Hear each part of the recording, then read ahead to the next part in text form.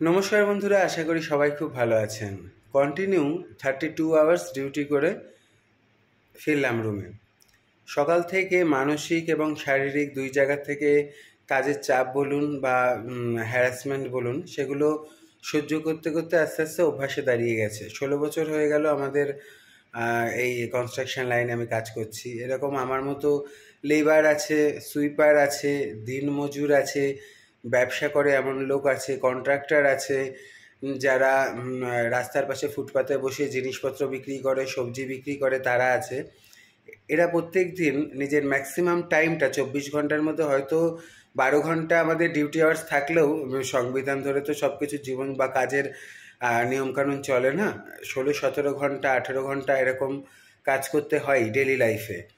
তারপরে কিছু কিছু দিন একটু অ্যাবসার্ট হয়ে যায়, যেটা কি না 32 ঘন্টা বা 36 ঘন্টা হয়ে যায়। তো কন্টিনিউ এরকম 32 ঘন্টা কাজ করে ফিরলাম। তো এখন বুঝতে পারছি না এই পরিস্থিতিতে দাঁড়িয়ে আমার কি সুইসাইড করা উচিত।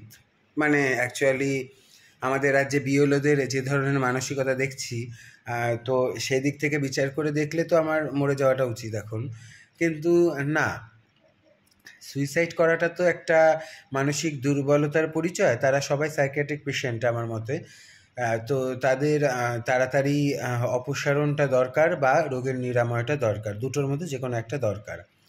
আর একজন মহিলার কথা শুনলাম আমি, ভদ্র মহিলা বলছি না এখনই, বা মেয়ে ছেলেও বলছি না, একজন মহিলার উক্তি শুনলাম, যার উপর কাজের খুব প্রেশার পড়ে গেছে কিনা সকাল 11টার থেকে বিকেল 4:30 অবধি তাকে বসিয়ে রাখা হয়েছে কাজের জন্য, এবং তার পাশে বসে ডিকটেট করছে একজন, এবং সেটা শুনে তার লিখতে এন্ট্রি করতে খুব অসুবিধা হয়ে যাচ্ছে। বেটা ছেলে মেয়ে ছেলে না দেখে নির্বিচারে এদের পদে লাথি মেরে বের করে দেওয়া উচিত কাজের থেকে। এই কারণেই বলছি যে এই ধরনের অযোগ্য লোকেরা যেহেতু এই চেয়ার গরম করার জন্য বসে থাকে সরকারি ক্ষেত্রে, সেহেতুই এই ধরনের যোগ্য লোকেরা 60 পেয়ে চাকরি পায় না। তাই এদের অপসারণটা আগে জরুরি। এদের লাথি মেরে মেরে বের করতে লাগবে, কেননা এরা এমনি বেরোবে না। আচ্ছা, সাধারণ মানুষের বিচারে বলুন তো, সুইসাইড নোট লেখাটা কি বেশি সহজ রিজাইন লেটার লেখার থেকে? আপনি এক জায়গায় কাজ করতে পারছেন না, বা কাজের জায়গায় আপনার সাথে খুব অত্যাচার, অনাচার, অবিচার করা হচ্ছে বলে আপনার মনে হচ্ছে আপনি মরে যাবেন। অত সস্তা মরে যাওয়াটা? জীবন থেকে মুক্তি পাওয়ার কি ওটাই রাস্তা? জীবন থাকলে তাতে তো প্রবলেম থাকবেই, সেটাকে ফেস করতে হবে, আর নয়তো অন্য রাস্তা নিতে হবে। তো কাজের চাপের জন্য কেউ সুইসাইড করেছে, এই ধরনের বোকা বোকা কথাবার্তা থালায় বেড়ে দিলে আর কেউ খাচ্ছে না। হ্যাঁ, মিম বানাচ্ছে, ভাবতে অবাক লাগে। কেউ মরে গেছে এটা শুনলে পরে, যেখানে আমরা রেস্ট ইন পিস কমেন্টসে লিখতাম, সেখানে এখন লোকে হাসির রিয়াক্ট দেয়। আমিও দিই। কিছু কিছু লোকের মরে যাওয়াটা সত্যিই উচিত, কেননা তারা বেঁচে থেকে কোনো ভালো জিনিস করে যায়নি। আপনারা যারা পোস্ট অফিস বা মিউনিসিপ্যালিটিতে নিজের কাজে গেছেন, তারা দেখতে পারবেন লোকে যখন কিবোর্ডে কিছু এন্ট্রি করে, তারা এরমভাবে এন্ট্রি করে না। ম্যাক্সিমাম ক্ষেত্রে দেখবেন এরমভাবে এন্ট্রি করে। ঠিক আছে? এইভাবে এন্ট্রি করার জন্য এক একটা লোকের কাজ কমপ্লিট করার জন্য তাদেরকে 30 মিনিট সময় দিতে লাগে, এবং তাদের বাধা ধারা টাইম, আবার খাওয়ার টাইম, ঠিক আছে, আছে 1 ঘন্টা মাঝখানে, তারপরে 4টে বেজে গেলে আর হবে না। এই ধরনের ন্যাকামোগুলো তো আছেই। তো বাকি সব কাজ একদিকে, সরকারি চাকরির কাজ একদিকে। কী কারণে? সরকারি চাকরির কাজই এমন ক্ষেত্র আছে কিছু, সেখানে বসে বসে আপনি অনেক দিন হারামের খাওয়া খেয়ে ভালো মতো থাকতে পারবেন, কিন্তু অন্য জায়গায় পারবেন না।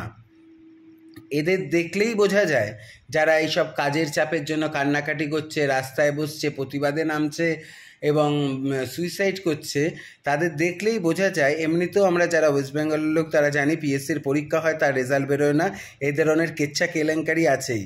তা উপরন্তু যারা এই ধরনের মাঝখানে একাধবার চাপ আসাতে এই ধরনের প্রতিক্রিয়া দিয়ে ফেলছেন, তাদের দেখলেই বোঝা যায় কত ধরনের অযোগ্য ব্যক্তিদের ঘুষ নিয়ে নিয়ে কাজে ঢোকানো হয়েছে, যার জন্য আজকে যোগ্য ছেলেমেয়েগুলো রাস্তায় বসে চিৎকার করছে, লোকে লাঠিঝাঁটা খাচ্ছে, তবু তাদের কথা কেউ শুনছে না। এই ধরনের বাজে পরিস্থিতির থেকে মুক্তি চাই, এর প্রতিকার চাই। সেটা ভেবে নিয়ে এবার বুঝতে শিখুন যে যারা করছে তারা কী জন্য করছে।